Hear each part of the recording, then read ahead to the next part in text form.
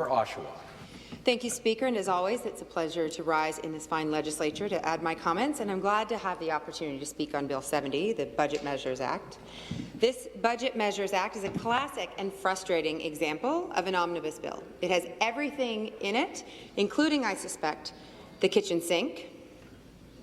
At first glance, we don't see it, but I get that sinking feeling when I see this massive piece of legislation, so I'm sure it's tucked into one of the corners of one of the 26 schedules.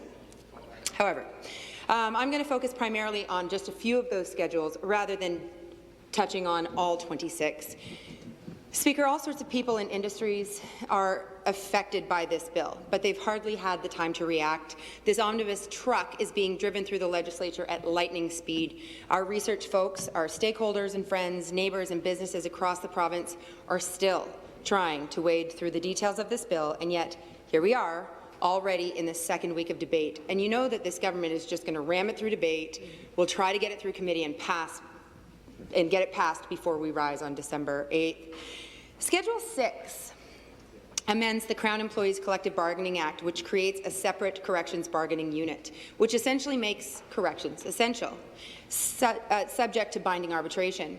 This schedule reflects the commitment made by the government to OPSEU to create a corrections-only unit. Speaker, you may remember that around this time last year, we were counting down to a potential strike or lockout that ultimately was averted. Not averted, you will recall, without the government throwing millions and millions and millions, I'm losing track, I think at last count it was over 44 million, into pre-strike preparations. Imagine how much better off this system would be if that kind of money was spent on making things safer or better resourced. But I digress. It is interesting, though, that this piece of legislation is tucked quietly into a giant omnibus bill. I would have anticipated it would have been a standalone piece up for discussion, although really this does make sense because I would imagine this government doesn't really want to have a fulsome debate on the state of corrections in the province of Ontario. Those conversations tend to make this government look really, really, really negligent and incompetent. But don't worry, Speaker, I promise we will have other opportunities to discuss the crisis in corrections in this legislature. So back to the bill. Let's focus on pension issues for a moment. Schedule 18 is the Ontario Retirement Pension Plan Legislation Repeal Act of 2016. It proposes that the Ontario Retirement Pension Plan be dissolved. You know, Speaker, we've had a lot of time in this legislature this session to talk about pensions, something that I hope was accomplished by the Ontario Retirement Pension Plan that didn't happen, but something that I hope was accomplished was the discussion and debate around retirement security. I hope that it helped people to better understand the need to have that financial security in retirement.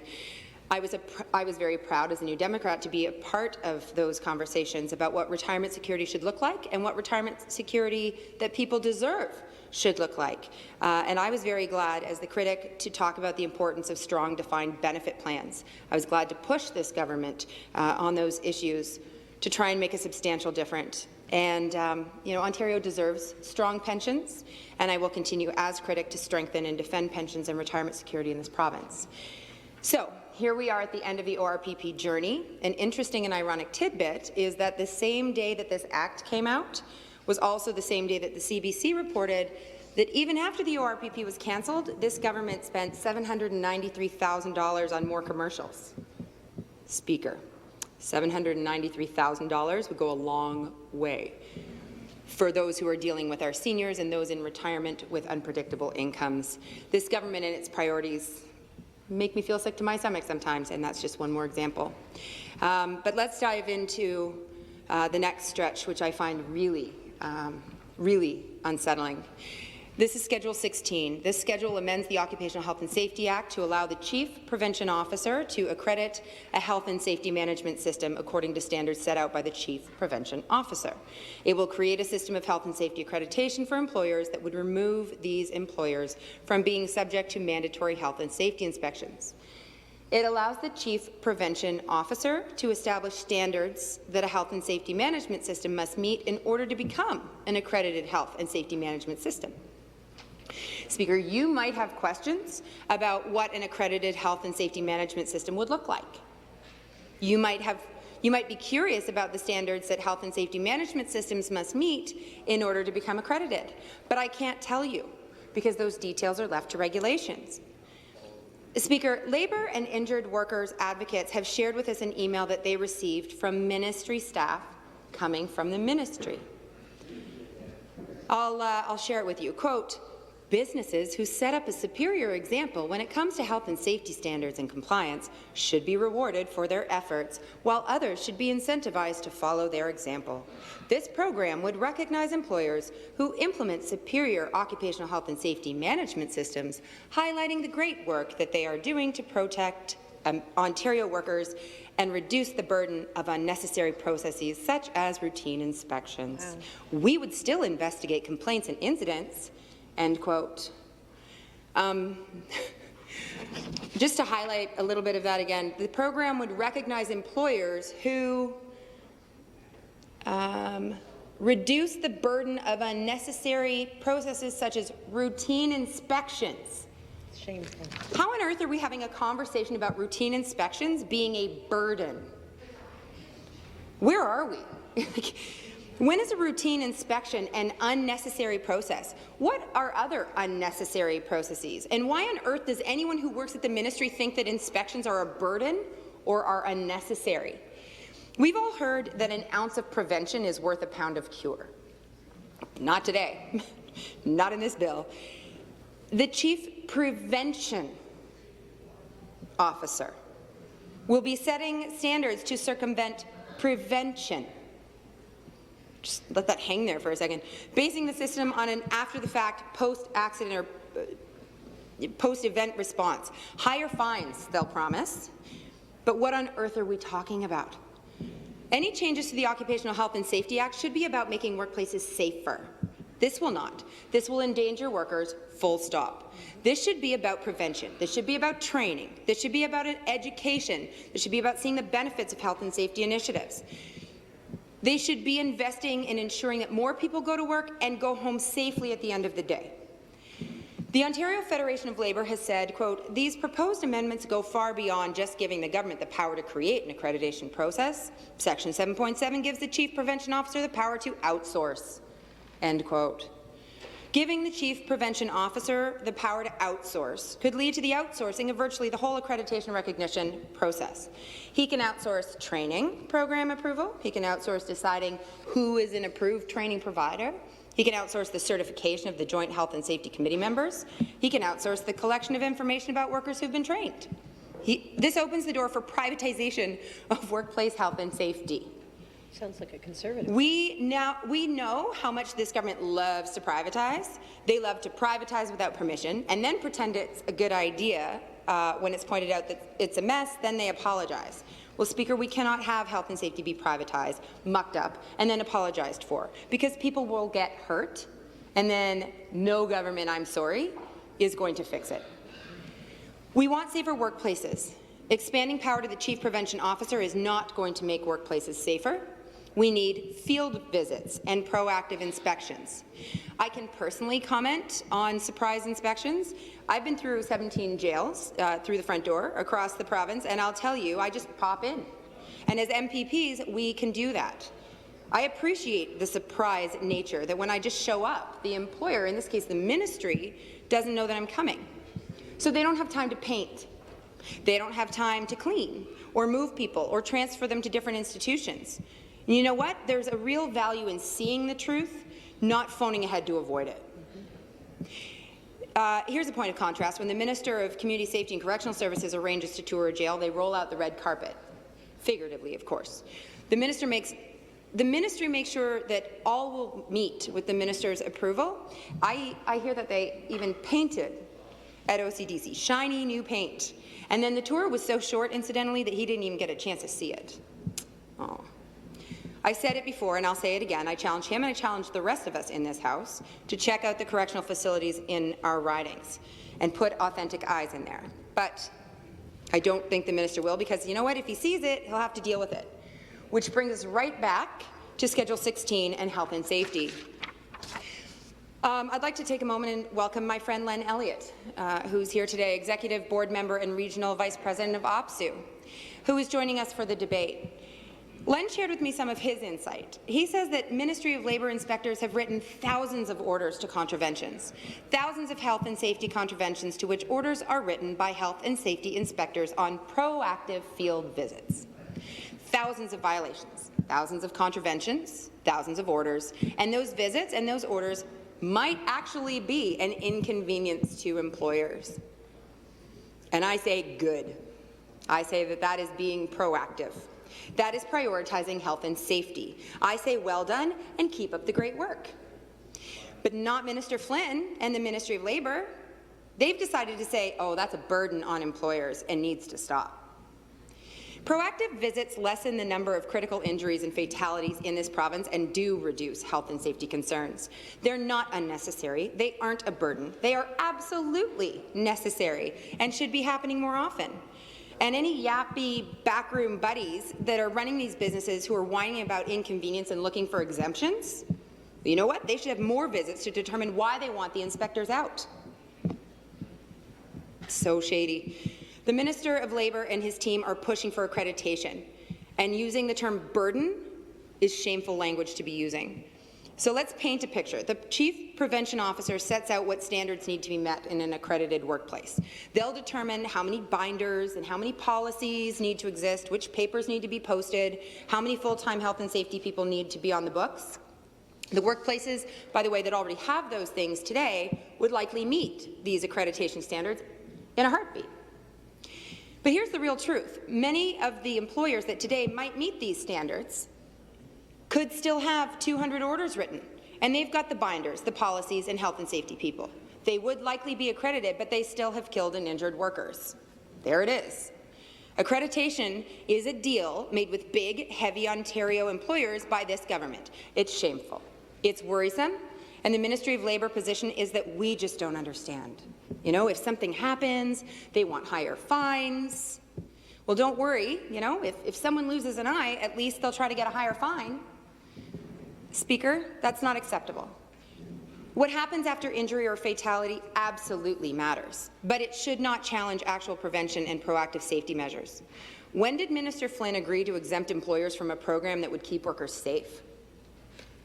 I understand the importance of stakeholder input, but the Ministry of Labour seems to be listening only to high-level influential companies. And guess what?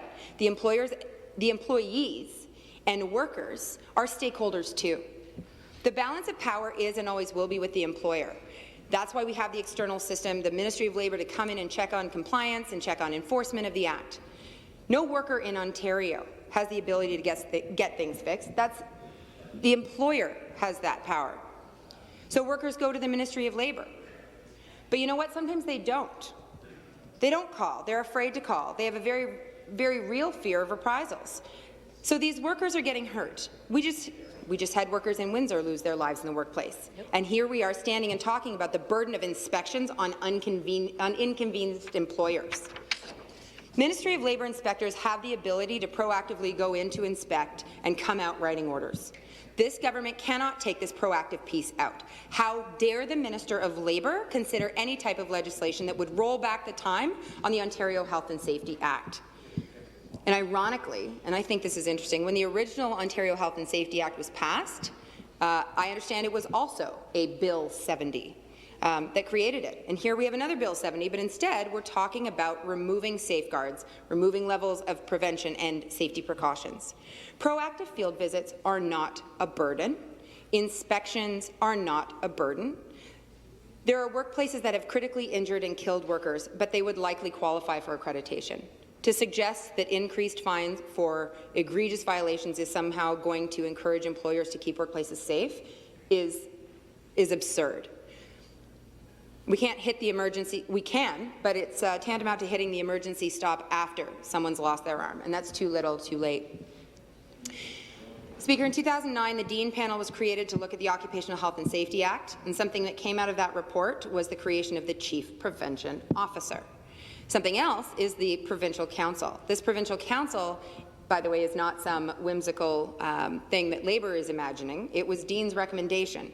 The government agreed, and this Provincial Council exists. It's supposed to have the participation of both employer and Labour stakeholders. And here we have a hugely consequential amendment, and Provincial Council was circumvented. That shouldn't be allowed to happen.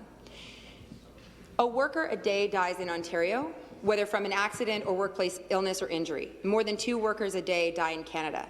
So if this government wants to talk about burden, let's talk about the burden of responsibility to keep workers safe.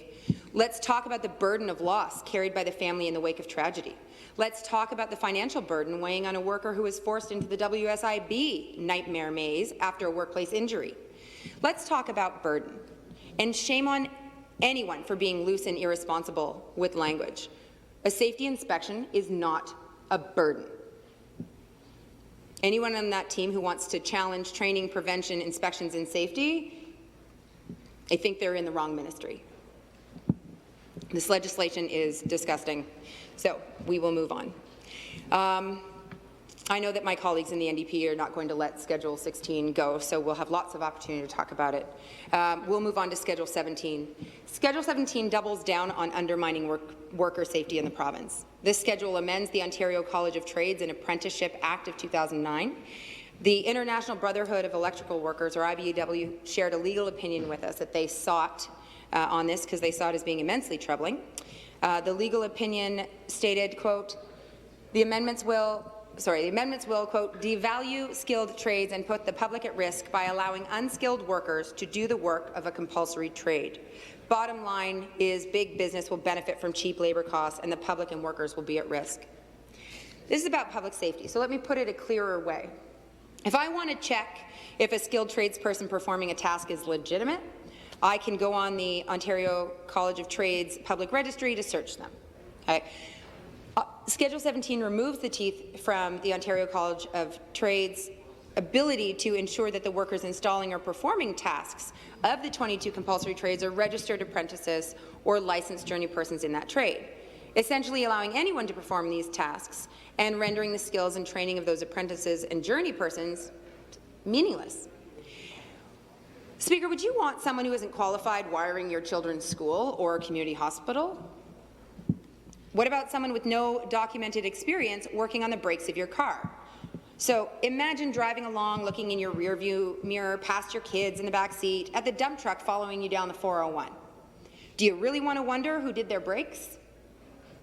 What about the hairstylist that mixes chemicals to dye your hair? I remember a girl that I used to work with had a terrible chemical burn on her scalp that she got in a salon. It still hadn't even started to heal after months. Or what about a tower crane operator in Toronto lifting steel or a load of concrete up 50 floors above traffic, the public, and the workers on the job site? Do we want someone unqualified performing this work? I don't. At a time when Ontario and our country has been encouraging youth, women, and our Indigenous community members to seek out a career in the skilled trades, this Wynne government is trying to take us back decades. They're devaluing the in-class and on-the-job training that Ontario's apprentices and journey persons have accomplished, and ultimately putting the public at risk. And for what? Who's going to benefit from this?